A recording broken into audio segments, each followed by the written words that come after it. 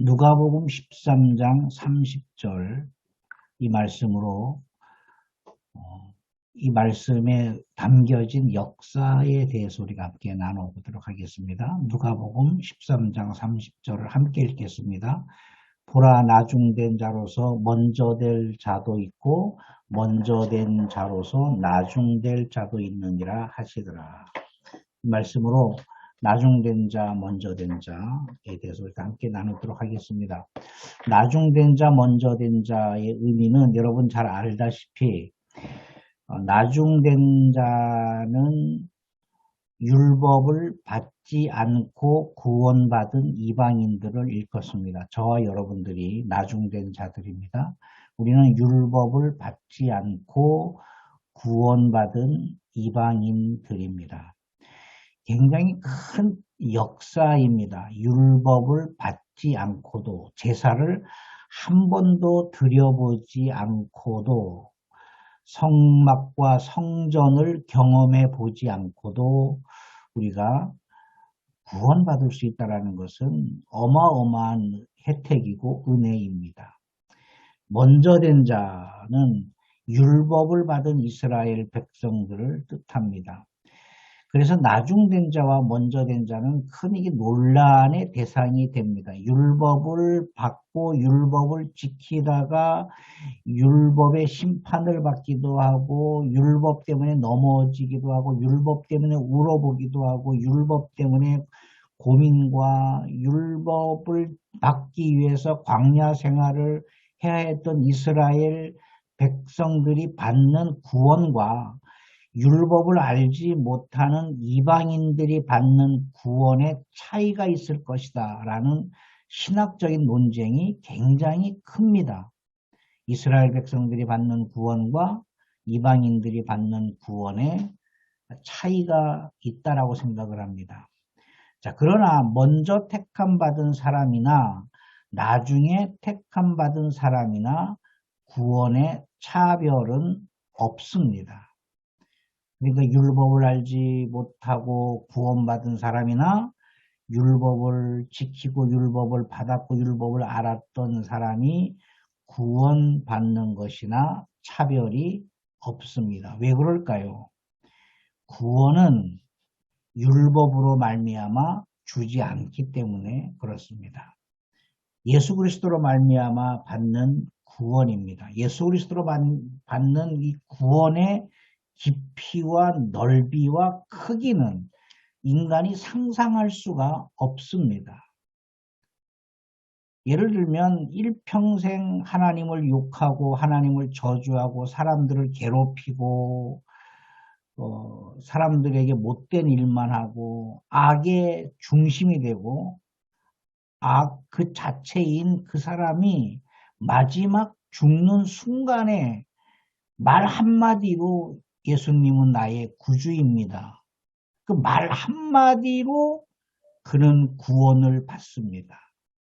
불공평하지 않습니까? 일평생 선하게 살고 일평생 말씀을 지키려 하고 있고 어떤 백성들은 출애굽하여서 광야에서 40년을 보내고 율법을 받으면서 고난과 고통과 그렇게 성전을 지켜내기 위해서 그런 사람이나 평생 사람을 괴롭히고 짐승과 같은 삶을 살았음에도 불구하고 죽기 직전에 말 한마디 했다고 예수 그리스도를 구주로 영접했다고 그가 받는 구원의 크기가 같다라는 것을 일단은 유대인들이 그것을 허용을 못했고 또 우리가 예수를 먼저 믿었던 우리가 그것을 허용하지 못하고 있는 것입니다.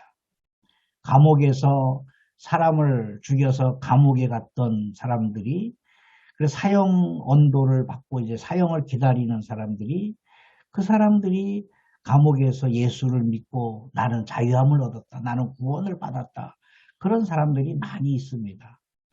우리는 평생 도둑질 한 번 안 하고도 살았고 교회 안에서 말씀을 지키려고 몸부림하고 애쓰고 하나님의 뜻에 유배될 것 같아서 또는 하나님의 영광을 가릴까봐 노심초사하면서 살았던 우리가 받는 구원이나 평생 사람을 죽이고 도둑질하고 간음하고 강도질하고 그래서 감옥에 가서 사형 선고를 받고 기다리는 그 사람이 누군가의 전도를 받고 예수를 믿어서 그가 받는 구원이나 차별이 없다라는 것에 대해서 많은 갈등을 합니다. 그러나 우리가 성경으로 돌아가야 됩니다. 성경은 차별이 없으시다. 왜냐하면 크기가 하나님이 주시는 구원의 크기가 인간의 상상력을 초월하는 것입니다. 여러분 다른 종교인들도 구원을 받습니다. 구원의 기준은 예수님이에요.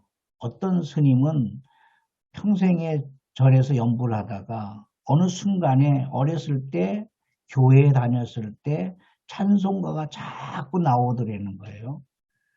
그래서 그가 연부를 멈추고 찬송가를 부리고 예수를 믿은 사건이 있습니다. 네.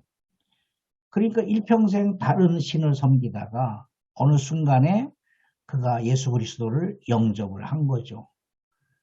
하나님의 구원의 크기는 조건 없는 구원입니다. 너가 뭘 했느냐, 어떤 위치에 있었느냐, 어떤 상황에 있었느냐, 어떤 죄를 지었느냐를 따지지 않고 우리가 아직 죄인 되었을 때 그리스도께서 우리를 위하여 십자가에 죽으셨다. 구원에 대한 차별이 없습니다. 그런데 이스라엘 백성들은 차별이 있다라고 주장을 하고 있습니다. 지금까지도 차별이 있다라고 주장을 하고 있습니다. 또한 우리가 이제 이방인들이 구원받은, 우리는 이제 먼저 구원을 받은 사람들이지 않습니까?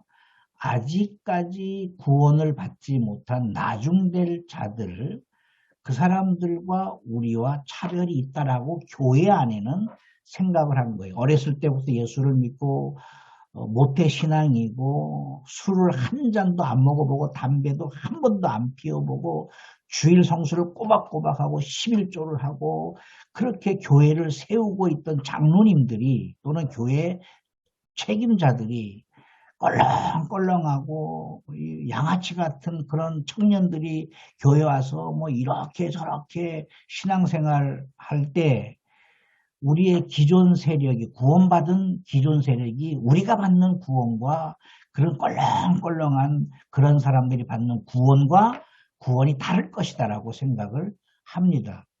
그러나 그렇지 않습니다. 먼저 택함 받은 사람이나 나중에 택함 받은 사람이나 구원에 차별이 없다라는 의식을 가지고 들어가겠습니다. 자, 구원의 기준이 하나님의 말씀입니다. 율법도 아닙니다. 하나님의 말씀이에요. 어떤 종교 행위가 아닙니다. 혈통이나 전통 또는 어떤 교리로는 구원을 받을 수가 없습니다. 혈통이라 함은 이스라엘 백성들을 뜻합니다. 전통이라고 하는 것은 유대인의 전통을 말합니다. 또는 오늘날 우리가 뭐 장로교라든지 감리교라든지 성결교라든지 교단들이 가지고 내려오는 전통들이 있습니다. 영국에는 영국 국교회라는 전통이 있습니다. 지금은 이제 다 보편화되어 있지만 예전에는 영국에서는 영국의 국교회 외에는 구원이 없다라고 외쳤습니다. 그래서 어마어마한 핍박을 했습니다. 다른 교단들을 핍박을 했습니다. 혈통이나 전통이나 교리로는 구원을 받을 수가 없습니다. 우리가 장로교인이 되었다, 감리교인이 되었다, 어떤 순복음교인이 되었다. 그런 교리로는 교단마다 교리가 있습니다. 교리는 성경을 해석하는 방법이라고 이해하시면 됩니다. 그런 교리로는 성경을 공부하는 데 도움이 되지만 구원의 조건은 될 수가 없습니다. 어떠한 방법도 어떠한 단체도 어떠한 주장도 구원의 조건이 될 수가 없습니다. 구원은 유대인이나 헬라인이나 이방인이나 구약시대나 신약시대나 구원은 하나님 말씀이 기준이 되는 것입니다. 자, 이스라엘 백성들은 전통을 굉장히 중요하게 여겼습니다. 지금까지 복음이 걸림돌이 되고 하나님의 뜻이 걸림돌이 되고 하나님의 말씀을 사장시키는 중요한 역사적인 맥락이 있는데 바로 마리아와 아브라함입니다. 마리아를 신성시하는 사람들이 굉장히 많이 있습니다. 유대인이나 이방인들이나 마리아는 특별한 사람이지 않습니까? 위대한 사람이지 않습니까? 존경할 수밖에 없는 분이에요. 마리아는 대단한 분이에요. 그러나 마리아는 신이 아닙니다. 인간입니다. 예수님께서 훗날에 마리아를 신성시 받을 것을 알았습니다. 그래서 이렇게 말합니다. 누가복음 11장 27절 28절에 이 말씀을 하실 때 무리 중에서 한 여자가 음성을 높여 이르되 당신을 뵌 태와 당신을 먹인 젖이 복이 있도다. 마리아를 두고 하는 얘기입니다. 예수께서 이르시되 하나님의 말씀을 듣고 지키는 자가 복이 있다라는 겁니다. 마리아가 복이 있다라는 게 아니에요. 단순히 메시아를 잉태하고 메시아를 낳았기 때문에 그가 위대한 사람이 되는 것이 아니라 마리아도 역시 하나님의 말씀을 듣고 지키는 자가 됐을 때에 복이 되는 거라는 겁니다. 오늘 우리는 하나님의 말씀을 듣고 지키는 자로서 복된 사람들입니다. 이스라엘 백성들은 아브라함의 전통을 중요하게 여겼습니다. 그래서 그 자부심이 어마어마합니다. 이방인들을 계속 무시하고 멸시하고 천대했습니다. 이스라엘 백성들이 가나안에 들어가서 실패한 이유가 뭡니까? 여러 가지가 있습니다. 실패한 이유가 일단은 첫째는 하나님을 떠난 것입니다. 영적인 의미에서는 하나님을 떠났습니다. 사회적인 의미에서는 사람들을 멸시하고 사람들을 무시했기 때문에 그렇습니다. 원수를 갚는 거죠. 원수를. 여러분 사장이 부도가 났을 때 종업원들이 그 부도난 회사를 다 뜯어가는 회사들이 있습니다. 안갚음을 하는 거죠. 그런데 부도가 났을 때 종업원들이 월급을 반납하고 월급을 받지 않겠다 그러고 월급 안 받고 일하겠다고 하는 회사들이, 그래서 그 회사를 다시 살려낸 회사들이 있습니다. 무엇을 말합니까? 평소에 사장이 종업원들을 대하는 태도 때문에 그렇습니다. 이스라엘 백성들이 가나안에 들어갔을 때 하나님을 잘 섬기고 이웃을 사랑해야 됩니다. 그것이 율법의 대강령 아닙니까? 첫째는 위로는 하나님을 사랑하고 아래로는 사람을 사랑하는 것입니다. 그것이 율법의 대강령이고 예수님께서 말씀하신 새 계명인 것입니다. 그런데 이스라엘 백성들이 가나안에 들어가서 하나님도 제대로 섬기지 않았고 이웃들을 멸시하고 무시했습니다. 그 이웃들을 멸시하고 무시한 기준이 뭐냐면 우리는 아브라함의 후손이라는 겁니다. 아브라함의 혈통이라는 것입니다. 그 혈통을 굉장히 중요하게 여겼고 아브라함의 혈통이 직계손이 아닌 그 사람들을 멸시하고 무시했습니다. 그러니까 이방인들이 이스라엘을 그렇게 어마어마하게 죽이고 잔인하게 죽이고 이스라엘을 보고 치를 갈았던 이방인들이 왜 그랬습니까? 이스라엘 사람들이 이방인들을 그렇게 대우했기 때문에 그것에 대한 결과물입니다. 누가복음 3장 8절에 그래서 이렇게 말씀하는 거예요. 그러므로 회개에 합당한 열매를 맺고 속으로 아브라함이 우리 조상이라 말하지 말라. 내가 너희에게 이르노니 하나님이 능히 이 돌들로도 아브라함의 자손이 되게 하리라. 그러니까 그렇게 그들이 아브라함의 후손인 것을 자랑 삼아 여겼고 아브라함의 후손이라는 것을 굉장한 어떤 퀄리티로 여겼고 위대한 자손이라는 생각을 했습니다. 그러나 그것을 귀하게 여기지 마라. 그게 중요한 것이 아니다. 하나님은 이 돌들로도 아브라함의 돌들이 온 광야에 흩어져 있지 않습니까? 그 흩어져 있는 돌들도 아브라함의 자손 되게 할 수 있다. 아브라함의 자손 되는 게 중요한 것이 아니다. 마리아를 신성시하는 게 중요하지. 마리아가 복된 것이 아니다. 하나님의 말씀을 지키고 듣는 자가 복된 것이다. 아브라함의 자손 그 자체가 중요한 것이 아니다. 회개에 합당한 열매를 맺어야 된다.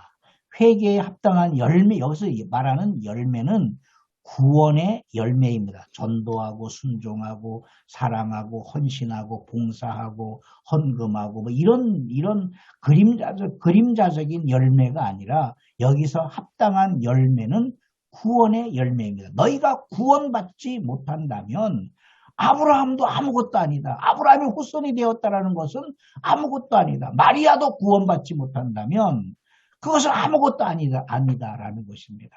구원의 기준은 오직 하나님의 말씀, 혈통이나 전통이나 교리로는 구원받을 수 없습니다. 구원의 역사는 이스라엘 백성뿐 아니라 하나님께서 구원을 시키시는데 이스라엘 백성뿐 아니라 전 인류를 구원하시는 하나님의 경륜을 우리가 이해해야 됩니다.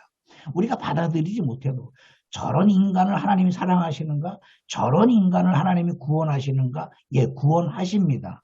구원의 크기는 우리가 상상할 수가 없습니다. 구원의 크기는 우주를 다 담아도 남음이 있습니다. 넉넉합니다.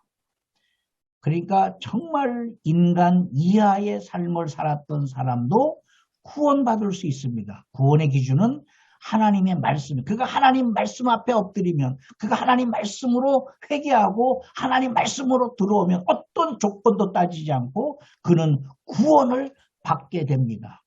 인간의 노력이나 인간의 도덕이나 인간의 어떤 사회적인 위치로 구원받는 것이 아닙니다. 하나님의 사랑의 크기, 구원의 크기는 인간이 상상할 수가 없습니다. 그래서 이스라엘 백성만 구원하시는 것이 아니라 하나님은 전 인류를 구원하시는 하나님의 경륜이라는 것은 인간이 상상할 수 없는 뜻입니다. 하나님의 뜻입니다. 그 경륜입니다.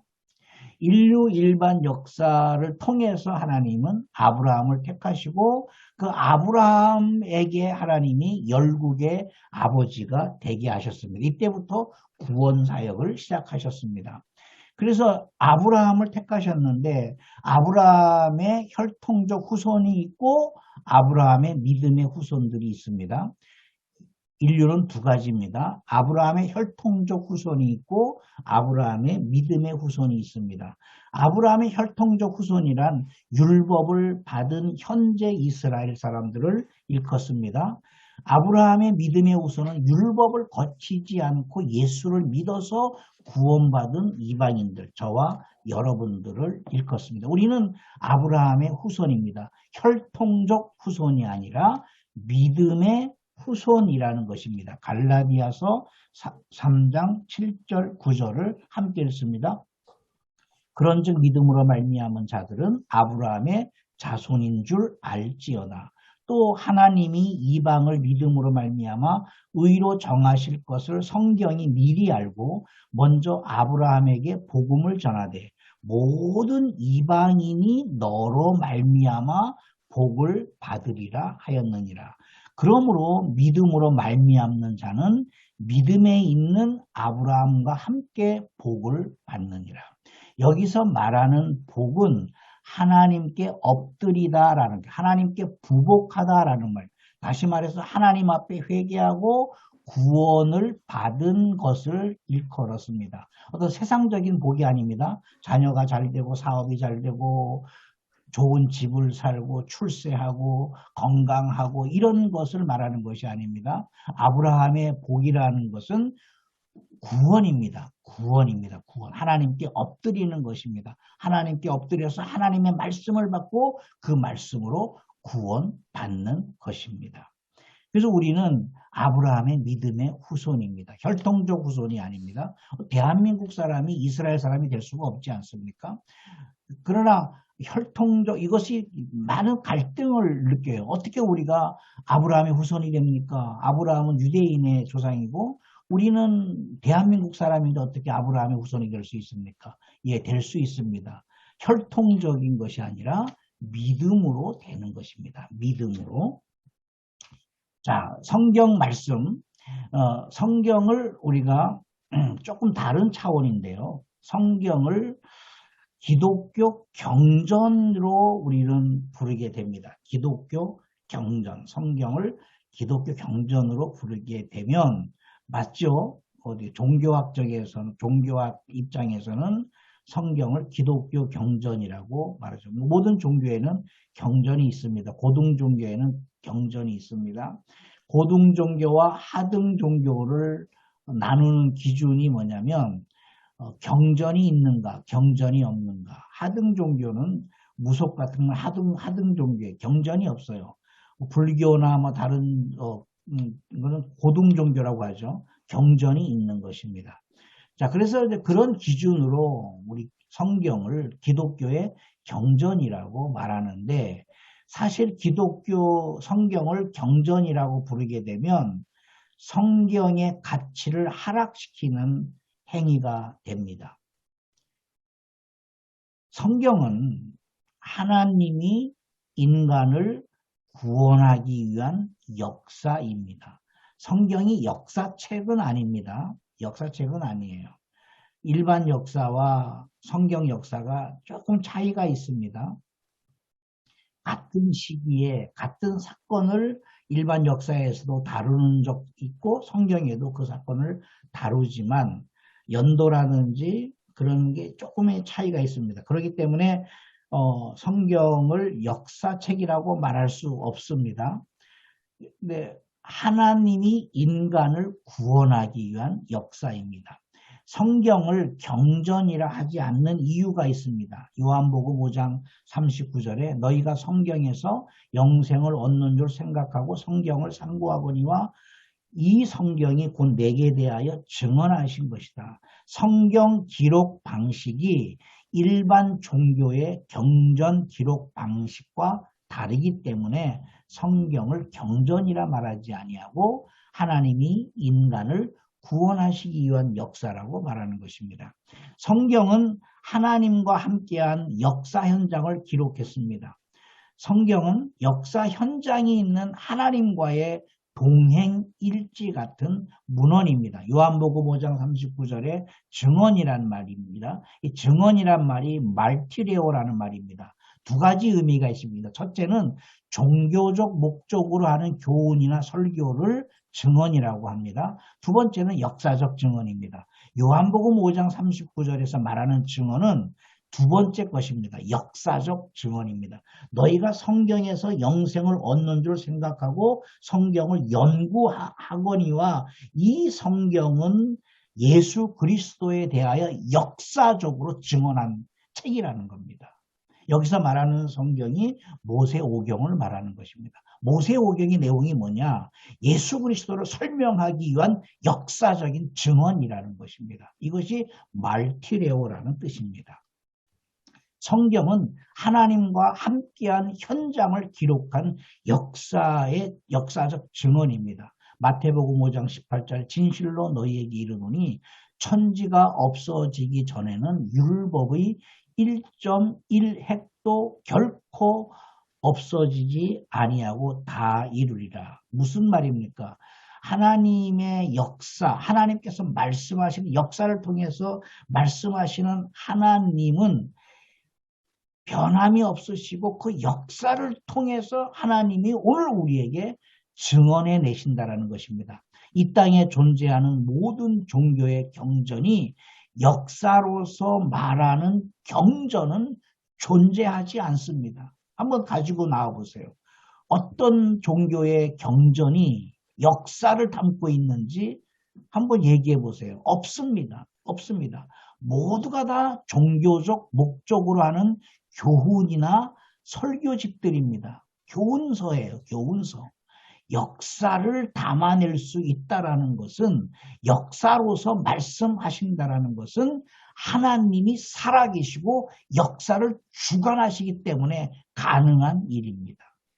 그러하기에 성경은 경전 이전의 역사를 통해 말씀하시는 하나님의 구원 역사입니다. 그러므로 우리가 성경을 대하는 태도가 두 가지로 나눠지게 됩니다. 종교적 경전으로 대할 것이냐, 아니면 역사적 증언으로 대할 것이냐. 종교적 경전으로 성경을 대하면 성경 내용이 그냥 종교적 교훈입니다. 어떤 사람들은 이렇게 말합니다.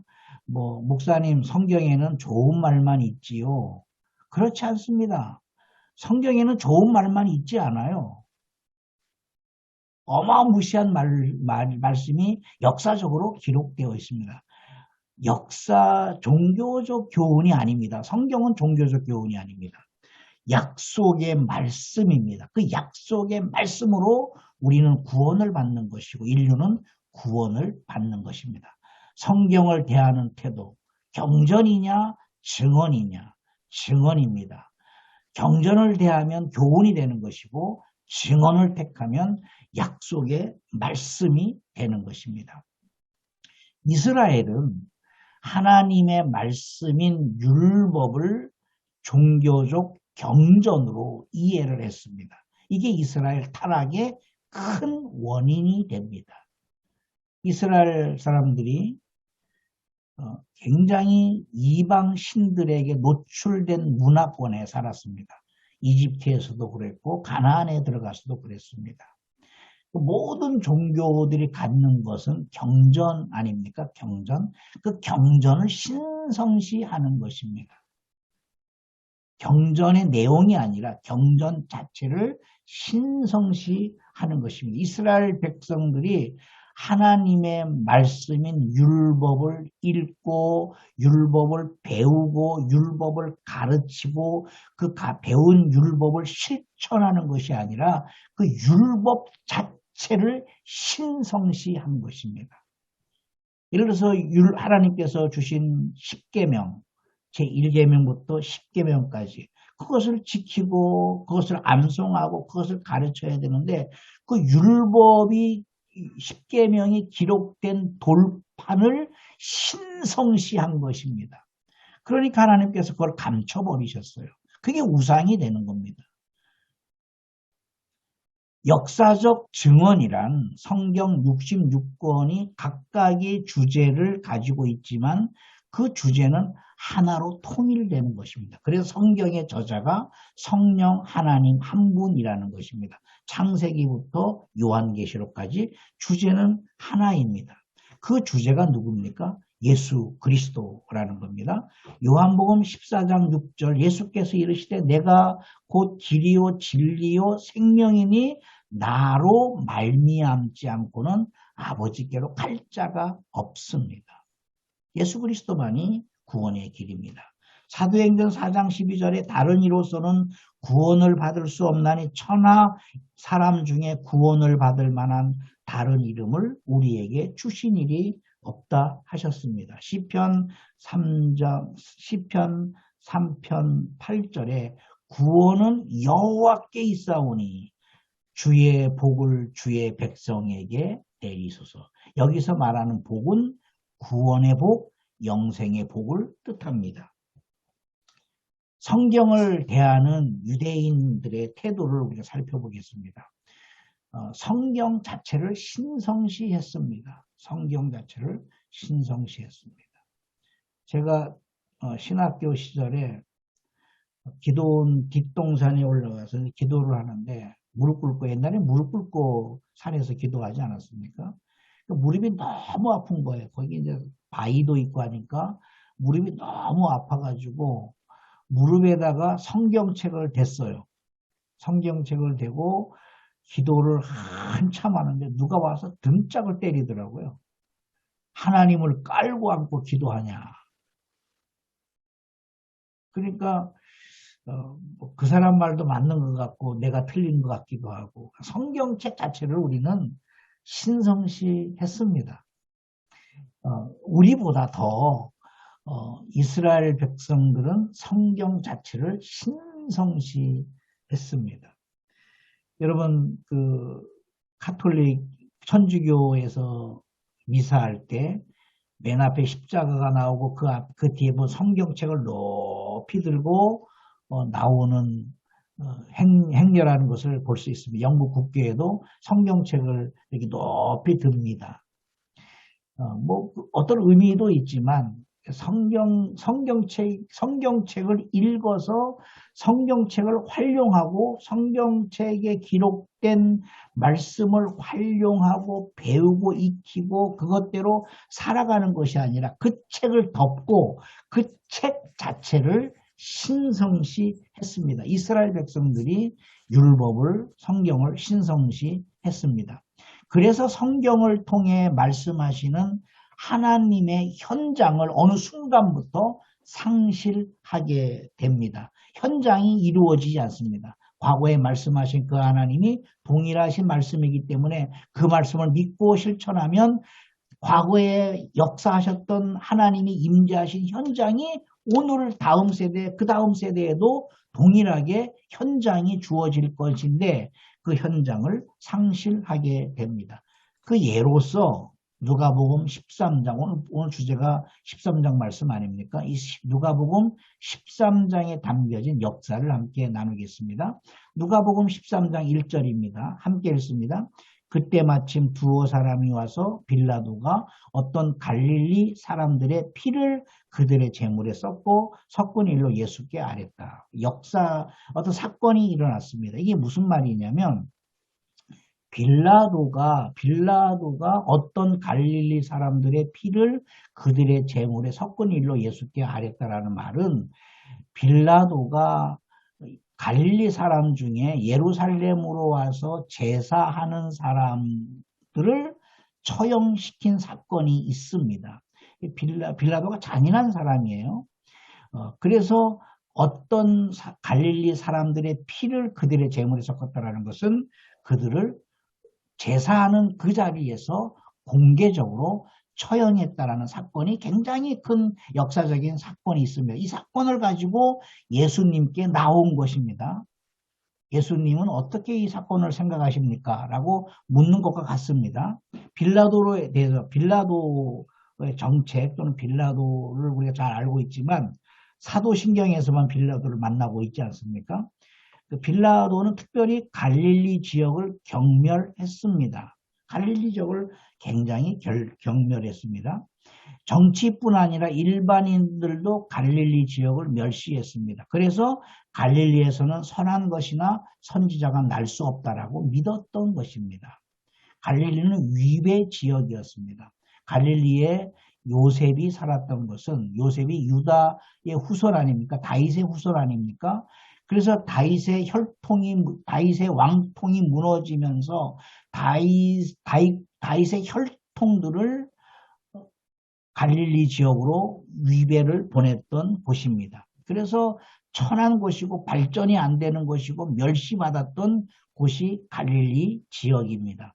빌라도도 그것을 믿었고 그렇게 생각을 했습니다. 또한 갈릴리 사람들은 예루살렘에서 예배하는 것을 제한시켰습니다. 이건 충격적인 사건이에요. 갈릴리 사람들은 예루살렘으로 올라가지 못했습니다. 물론 많은 역사적인 증언들이 있습니다. 그것을 거역한 사람들을 예배하는 중에 잔인하게 처형시켰습니다. 모든 사람들이 갈릴리에 있는 모든 사람들이 예루살렘에 못 올라간 것은 아닙니다. 예수님도 제자들과 함께 갈릴리에 계시다가 예루살렘으로 올라간 적이 있습니다. 모든 사람에게 해당되는 것이 아닙니다. 자, 그런데 갈릴리 지역에 있는 사람들은 그 지역을 벗어날 수 없는 상황에 처해 있는 사람들이 많았습니다. 만약에 그 사람들이 예루살렘으로 올라와서 예루살렘에서 제사하면 그것은 처형감입니다. 빌라도가 그들을 죽였다라는 것입니다. 예루살렘 성전의 그 이유가 뭐냐면 예루살렘 성전에 거룩한 헌금 기금들이 있지 않습니까?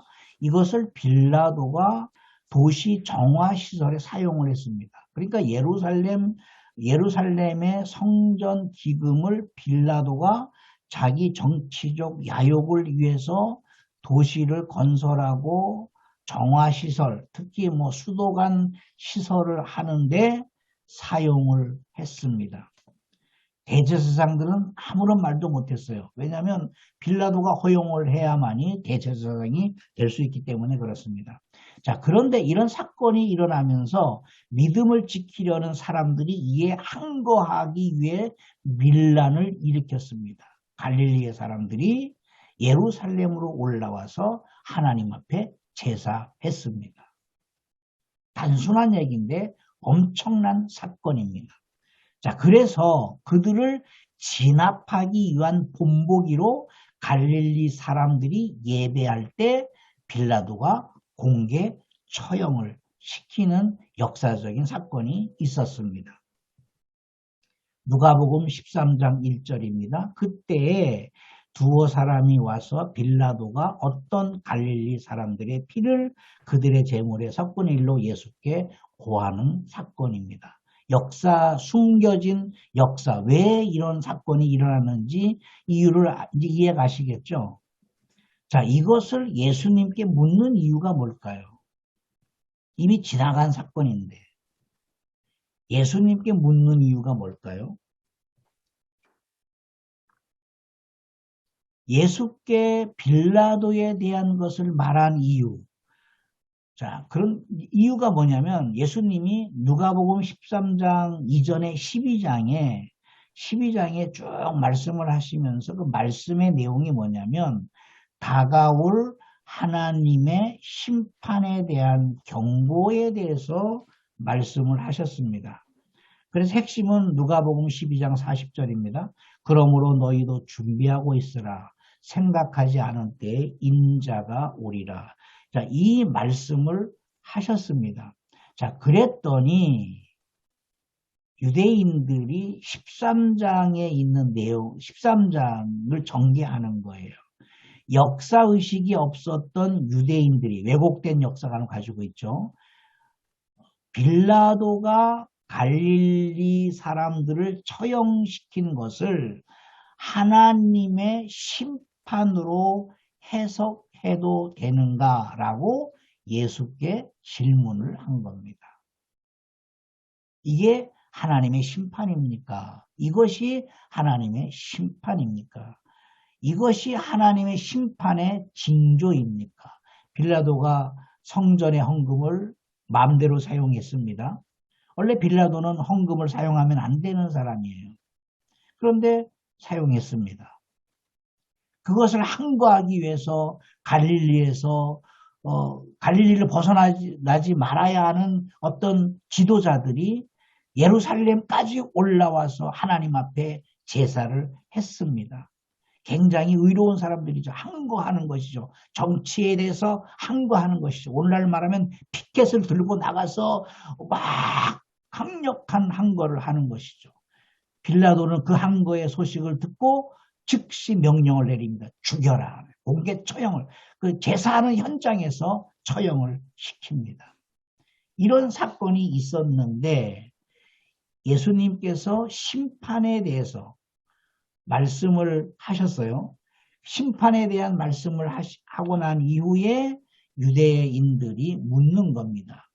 예로 들어서 빌라도가 이런 사건이 있었는데 이것이 하나님의 심판으로 해석을 해야 됩니까? 예수께 물은 것입니다. 굉장히 의미 있는 질문입니다. 오늘날과 연결할 수 있는 질문입니다.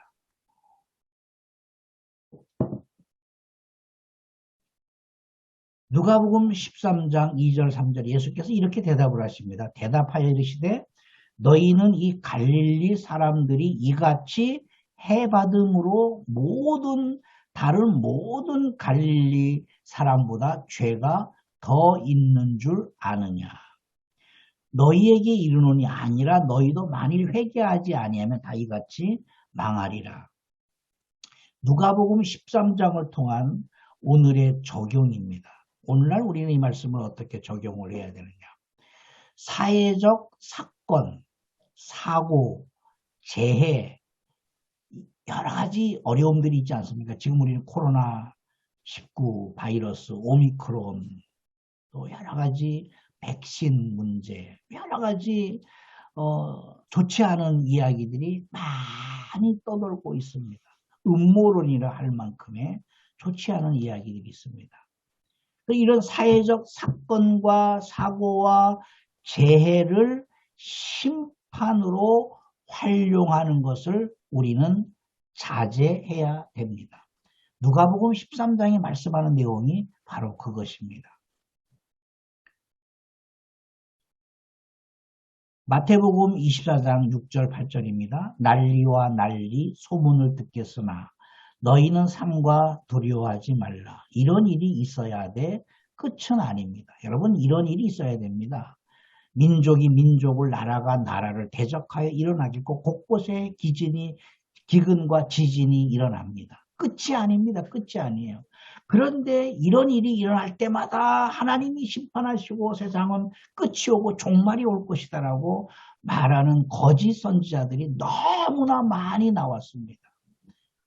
예수님께서 누가복음 12장에 재난이 올 것이다. 하나님의 심판이 임할 것이다 라고 말씀을 하자 곧바로 빌라도가 갈릴리 사람들의 제사하는 것을 처형시킨 사건을 들고 들어와서 이것이 하나님의 심판입니까? 라고 어리석은 질문을 하는 유대인이나 오늘 사건만 나면 사고만 나면 재해만 일어나면 어떤 바이러스만 침투하면 어떤 사람들이 그걸 가지고 하나님의 심판이다 마지막 때다 백신이 666이다 이렇게 말하는 거짓 선지자들이 있습니다. 아닙니다. 아니에요. 민족이 민족을 나라가 나라를 곳곳에 기근과 지진과 지금 오늘 우리가 당하는 코로나19 바이러스보다 더 큰 바이러스가 앞으로 올 거예요. 그럴지라도 아직 끝은 아니에요. 심판이 아니라는 겁니다. 인간이 저지른 것입니다. 그냥 욕망의 결과일 뿐입니다. 결과일 뿐이에요. 어떤 사람은 이렇게 말합니다. 하나님께서 마지막 심판하실 때 이런 핵무기로 심판하신다. 그렇지 않습니다. 핵무기가 터져서 세상이 심판되는 게 아닙니다. 불바다가 되는 게 아닙니다. 핵은 아무것도 아니에요.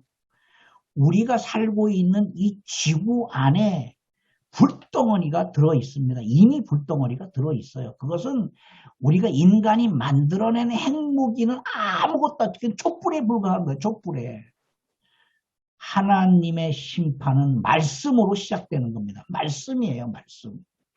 천지를 말씀으로 창조하신 것처럼 하나님께서 이 세상을 심판하실 때도 말씀으로 명령을 내리시는 것입니다. 사건, 사고, 재해, 심판을 이런 재해를 심판으로 악용하지 말아야 됩니다. 인류 역사 이래 재난이 없었던 시절은 단 한순간도 없습니다. 한번 이야기해 보세요. 재난이 없었던 시절이 있었습니까? 전쟁이 없었던 시절이 있었습니까? 기근이 없었던 시절이 있습니까? 계속해서 기근이 있었고 재난이 있었고 바이러스가 있었고 그런데 점점 더 커지는 것입니다.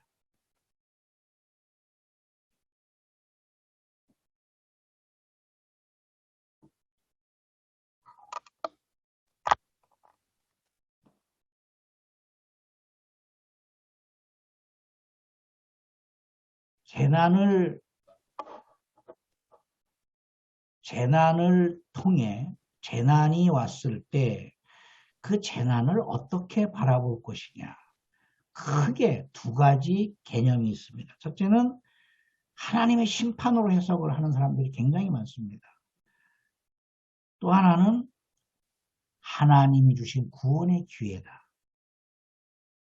여러분, 이스라엘 백성들이 하나님의 뜻을 멸시하여서 노예로 팔려갔을 때 그때도 두 종류의 선지자가 나왔습니다. 하나님이 심판하신다. 어떡할 거예요? 어떡할 거예요?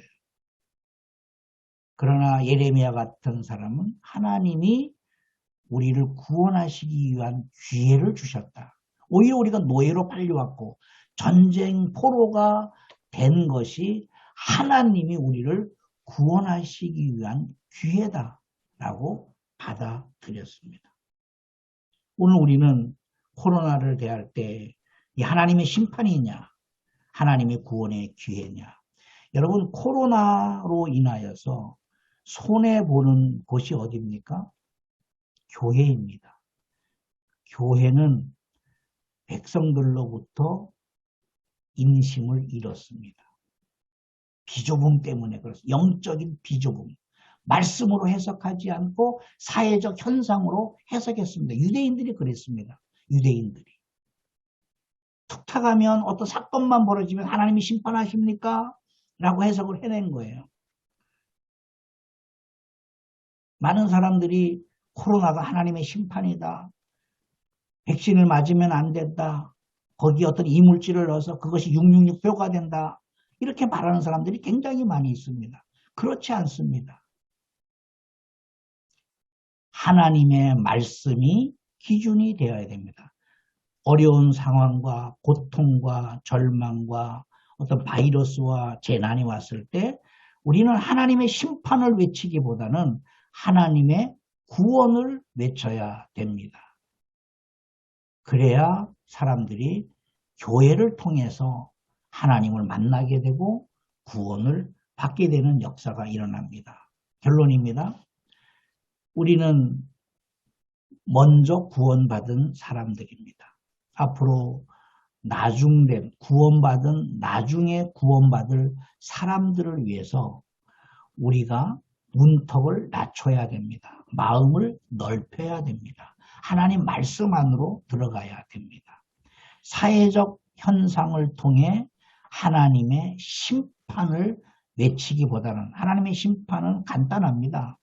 말하기 좋아요. 세상이 타락했고 사람들이 악하고 그렇기 때문에 하나님이 코로나로 심판하는 거 아닙니까? 세상이 타락하고 하나님 말을 안 듣기 때문에 하나님께서 지진으로 재해로 폭풍으로 하나님이 심판하는 거 아닙니까? 아닙니다. 아니에요. 현상입니다. 현상. 앞으로 점점 더 악한 현상이 일어나도록 하나님께서 창조해 놓으셨어요. 그래서 우리가 누구를 느끼는 겁니까? 하나님을 느끼도록 만드는 겁니다. 인간의 과학으로는 구원의 길이 없어요. 인간의 법치 국가로는 사람을 살려낼 수가 없어요. 그렇기 때문에 우리가 하나님 안으로 들어가야 되는 겁니다. 하나님의 사랑, 하나님의 크신 구원의 그 길이 어디에 있습니까? 하나님 말씀으로부터 나오는 것 아닙니까? 사회적 현상보다 크신 하나님의 구원, 하나님의 사랑을 우리는 선포하고 실천해야 됩니다. 먼저 된 자로서 해야 할 사명입니다. 이스라엘 백성들은 먼저 된 자들이지만 이것을 그렇게 말하지 않았어요. 이방인들을 무시하고 천대하고 멸시했습니다. 툭탁하면 하나님이 심판한다라고 해석을 했습니다. 아니에요. 그들이 먼저 심판을 받은 거 아닙니까? 우리는 먼저 구원받은 사람으로서 나중될 구원받은 사람들을 판단하지 말고 섣불리 해석하지 말고 사회적 현상을 하나님의 심판으로 해석하지 말고 사회가 어려우면 어려울수록 하나님의 구원의 문이 더 열려 있다는 사실을 우리가 기억하고 그것을 선포하고 실천하는 우리 모두가 되기를 예수 이름으로 축복합니다. 기도하시겠습니다.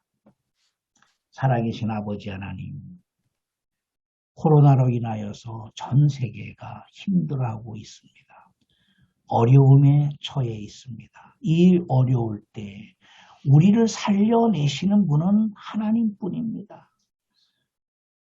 우리가 하나님 안으로 더 깊이 들어가게 하여 주시옵소서.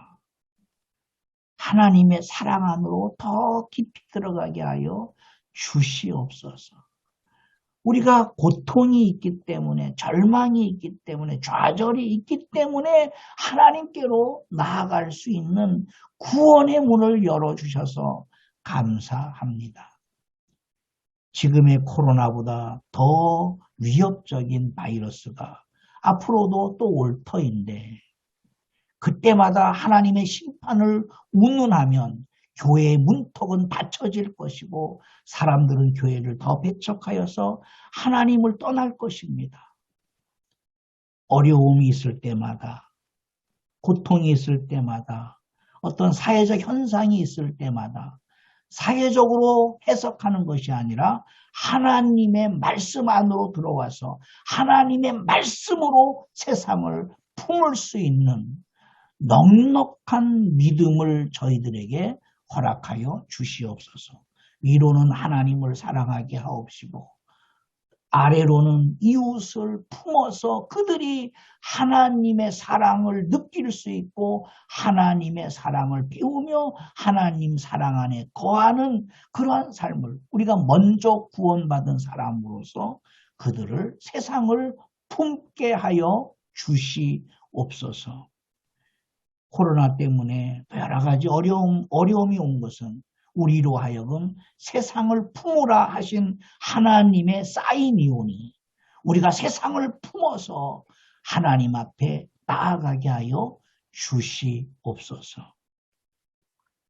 한 주간도 우리가 이러한 마음으로 세상을 품고 또 정치적으로 선거 기간이어서 혼란한 가운데 있사오니 우리가 그들을 품어서 하나님께 나아갈 수 있는 넉넉한 마음, 넉넉한 사랑, 하나님의 사랑이 우리 안에 충만케 하여 주시옵소서. 예수님 이름으로 기도하옵나이다. 아멘.